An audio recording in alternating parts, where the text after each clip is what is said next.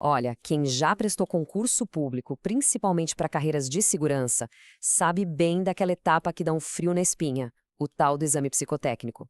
É uma fase, sabe, cheia de mitos e, muitas vezes, bem pouco transparente, que acaba eliminando gente muito preparada. Hoje a gente vai decifrar as regras desse jogo. Pensa só na situação. Depois de meses, às vezes anos de estudo, de passar nas provas mais difíceis, um candidato é barrado numa avaliação psicológica. A sensação de injustiça é enorme, né? Principalmente quando os critérios não são nada claros. E aí, o que fazer? Existe uma regra para isso? A resposta é sim, e ela é bem direta. Bom, vamos lá.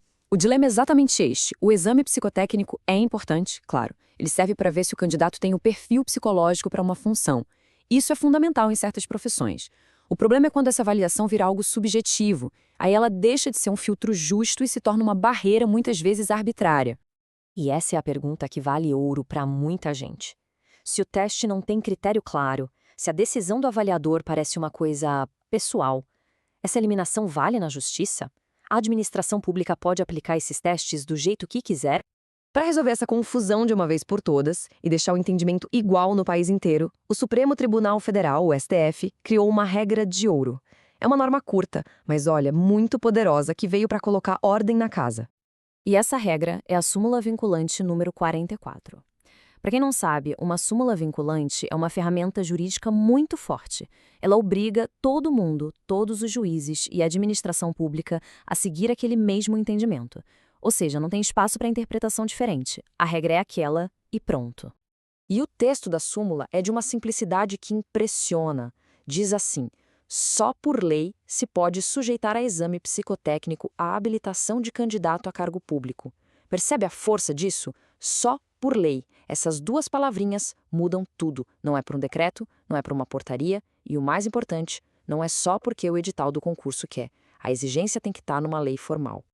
A partir dessa frase tão curta, a jurisprudência do STF firmou o entendimento em 4 condições essenciais. E, atenção aqui, elas são cumulativas. Isso significa que todas elas precisam ser cumpridas para que o exame seja válido. Vamos ver quais são. Então, o esquema é o seguinte: primeiro, tem que ter previsão em lei, como a gente já viu. Segundo, isso precisa estar escrito também no edital. Terceiro, isso é muito importante: a avaliação tem que ter critérios objetivos, coisas que possam ser medidas, conferidas. Chega de subjetividade. E quarto, tudo tem que ser transparente, para que o candidato possa entender por que passou ou não e, claro, para que possa recorrer da decisão. E aqui tem um detalhe que causa uma confusão danada e é onde muitos concursos acabam errando. Qual é a diferença entre o que a lei faz e o que o edital faz? Eles não são a mesma coisa e, com certeza, não têm a mesma força. A divisão de tarefas é bem clara, na verdade. A lei cria a obrigação. Ela diz, para este cargo, precisa de exame psicotécnico. Ponto final. Aí o edital vem depois para detalhar como vai ser esse exame, quais testes vão ser aplicados, quais os critérios objetivos de avaliação. O edital não pode de jeito nenhum inventar essa exigência do nada.